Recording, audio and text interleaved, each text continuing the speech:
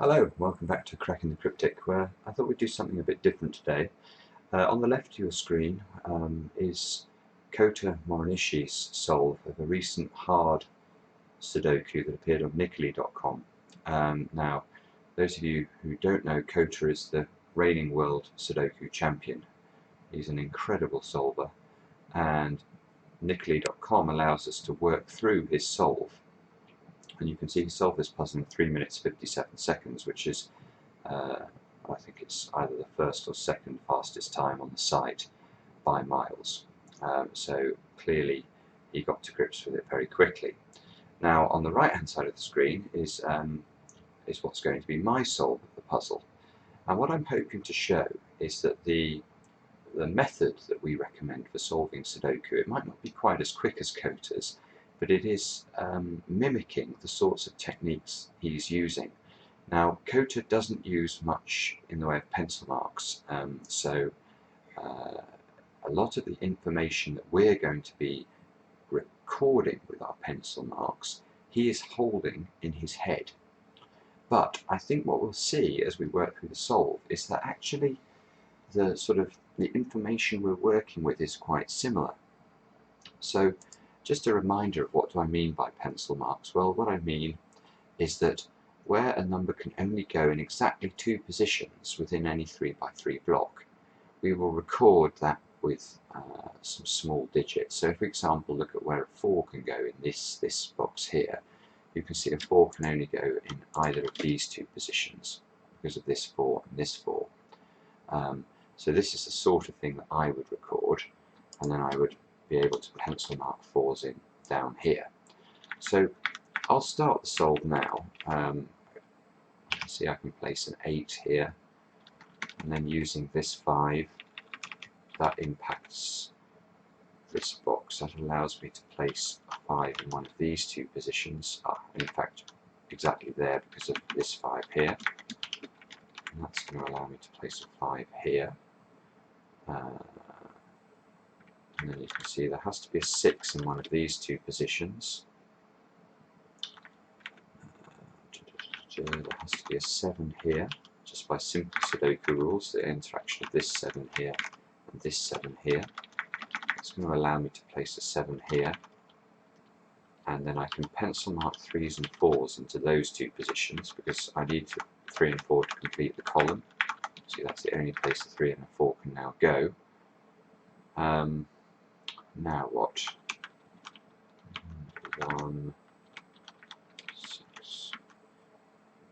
Feels like there's a lot of 8s in the grid. You can see actually we can place an 8 here because of the interaction of this 8, this 8 and this 8, and the pencil marks allow us to immediately write a 6. So just as, I mean, it's a very obvious thing, but once you eliminate one of the positions from these pencil marks, then the other must be the correct position for the number in question.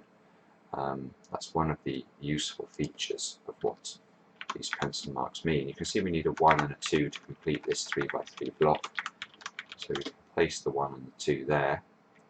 That means there must be a 1 in this position, and a 3 and a 4 to complete this block, but we have a 3 over here, look. So we can write a 3 in here and a 4 here, and pencil mark 3s over to this side, 4 there now because we've resolved which of these 4s was correct in terms of where the pencil marks were, and we can complete this column with a 9.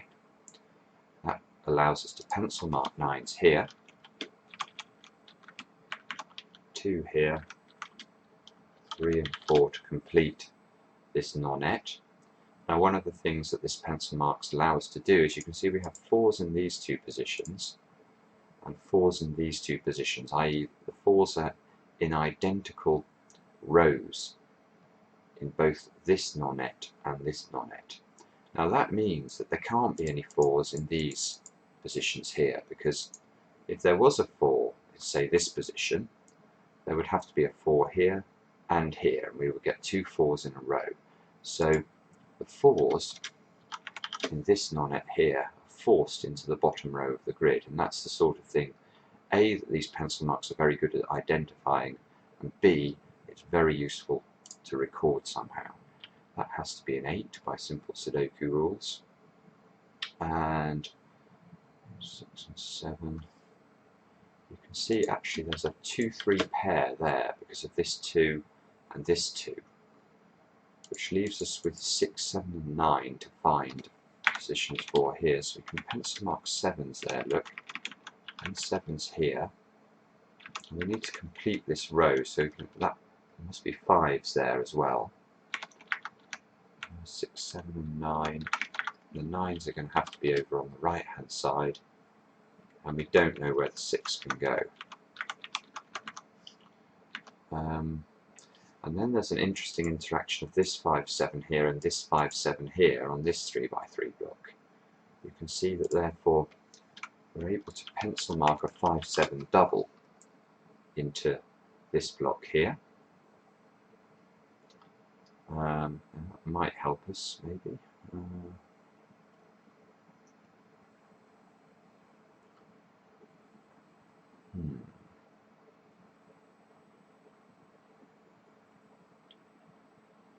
Can't quite see how at the moment. Oh, one thing you can see is that this 5 here is forcing 5 into one of these 4 squares. One of these 4 squares here. Now the 5s in this nonet here are also in the same column, so we have the same effect that we had before with the 4s we've got with the 5s. So that means there must be a 5 over in column 4 in these 3 cells. And we can, look, there's a 5 here and a 5 here, so in fact this cell here is a 5 by that logic. That might be useful, you would think.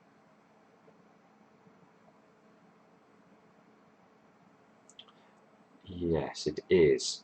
So now let's look at the positions of 7s. You can see that we can in fact pencil mark 7s into these 2 positions, because there's a 7 here and a 5, 7 pair here. So there must be a 7 in one of these 2 cells. Now again with the 7s now we've got 7s in identical columns in different nonets here. So again in this 3 by 3 block we won't be able to have any 7s in columns 5 and 6. Again, I'll just prove that to you. Let's imagine this was a 7. Then this cell would have to be a 7, and this cell would have to be a 7. So we'd have 2 7s in column 6, and that would break the puzzle. So this is not a 7. We don't have any 7s in these cells here. So this here must be a 7. Which means there must be a oh, that's lovely actually. Now then there must be a 3 in one of these 2 positions. Because of this 3 here. So as we come down the grid, you can see there's going to be a 3 in one of these 3 positions, and therefore there must be a 3 in one of these 2 positions. And look how that interacts again. It's the same logic again. We've now got 3s in 2 different nonets, so we can't have any 3s over here in rows 4 and rows 5. Again, let's prove it. Let's imagine this was a 3. This is a 3. This cell has to be a 3 because of our pencil marks, and this cell has to be a 3. Again, we get a problem. So the 3 in this 3 by 3 block here is forced down into row 6 and has to be in this position here, which is lovely. So now what do we need to fill this 3 by 3 block? We need a 1, a 2 and a 6. Well, if we look at column 9 now, this must be a 6 because we already have a 1 and a 2 in the column. So I would be able to pencil mark a 1 and a 2 like that. And now we still need to place a 6 in this 3 by 3 block here, and this 6 forces that to be here. So we can actually go 6, 7, 9 like that. We can place 6s here, and we can place 9s here like that. And we can place 1s here and 2s there.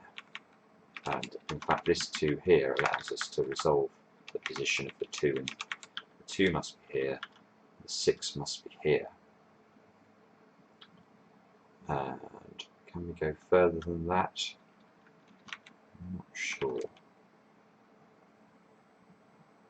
Just trying to see if we can do something with the positioning of the 3s down here. 1, 2, 4 and 6. We know that there must be, because of the pencil markings, we know there must be a 6 down here. So this is a 6 and this is a 4. Unwinds the 4 and the 3 over here, look. Forces the 3 into one of these two positions because of this 3 in this cell, which means this must be a 3. We still need to place a 3 in that cell. So we're looking still for 5s and 6s. So the 6s are forced down, 5s must be there, which means we're looking for 1 and 8 to complete this line. So that's 8, that's 1, that's 1, that's 2, 2, 3, 3 and 5. 5 and 7, not doing anything clever there other than just unwinding the pencil marks that we've already diligently recorded. And you can see again, this is, I thought I was going to spot a similar thing with this logic we've seen repeating over and over again in this puzzle. That must be 2, this is the 7, 7, 5, 5, 9, 9, 1. So 1 in one of these two positions, so that must be this way round. 4, 4, 6, 6 and 9. So there's the puzzle solved. 10 minutes. Obviously I'm talking through the logic as we go. Now let's take a look at Kota's solve. So I'll just start it. This is his real-time solve now. And let's see if we can spot him using the same techniques that we've employed and how his logic differs, if indeed it does differ. You can see he's doing exactly the same thing. He's starting on the left-hand side of the grid. He's quicker than me by a distance, but he's the world champion, so I don't make any excuses for that. Now, if I remember rightly, the first time we had to use tricky logic was around this point of the solve. Let's see what his next number is. It's this 2. Let's just pause here and just take a look at it. So how has he got this 2? Okay, so I can see he's used the logic we found with the 2s. We've got this 2 here and this 2 here interacting on this grid to force a 2 into one of these two positions, which therefore forces the 2 into one of these two positions, and he uses this 2, and he's done that all in his head. No pencil marks, which is a bit perplexing. Finds the 8 in the middle. I think that's just normal Sudoku rules. At this point he's had about 1 minute 30 of his total time, so not a lot of time. And then he finds and notates a 2-3 double here. But interestingly, he's not notated the 2-3 double in this cell, which we did find because of our careful use of pencil marks. So he's just focused on this cell. And there hasn't been a number for a while, which is interesting as well.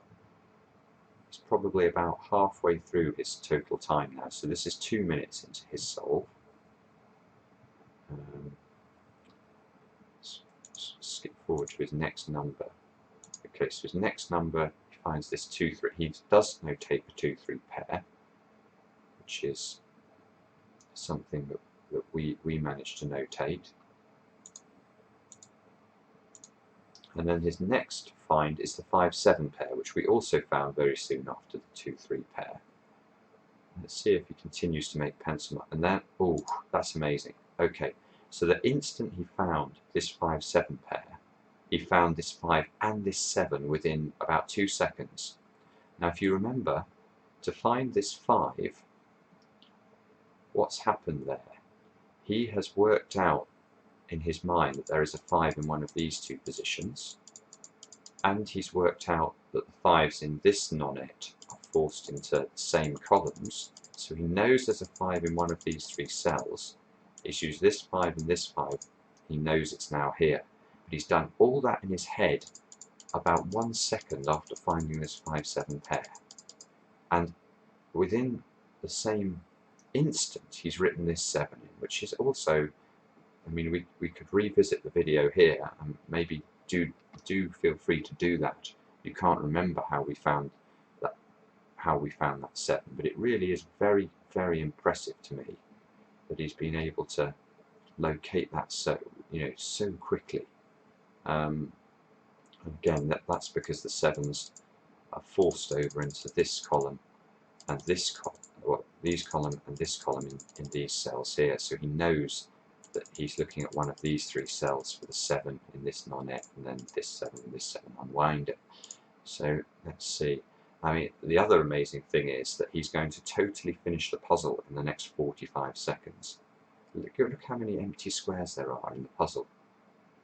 This is one of the hallmarks of the really great solvers, is that they have a sort of almost Rain Man-like ability, once the grid gets this full, to just cascade numbers in. This is real-time solving, by the way. I mean, I hope that was clear. There's no acceleration to his solve here. This is simply how quick he is. You can see almost every second there's 1 or 2 numbers going into the grid, and there we go. So I hope that was interesting. I thought it was fascinating how few pencil marks Kota needed, but also fascinating how he was using very similar logic. It wasn't like he found an X-wing or a swordfish or something that got him through the puzzle more quickly. He was storing a lot of the pencil marks we were making in his brain and was able to recall them instantly to help him through the solve. But actually the logical process he was going through was very similar to ours. And that's why these pencil marks are so efficient.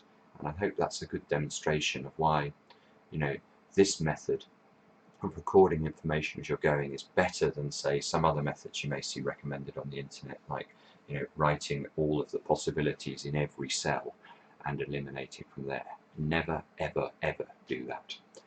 So thanks for watching. If you enjoy the videos, please do subscribe to the channel, and we'll be back soon with another edition of Cracking the Cryptic.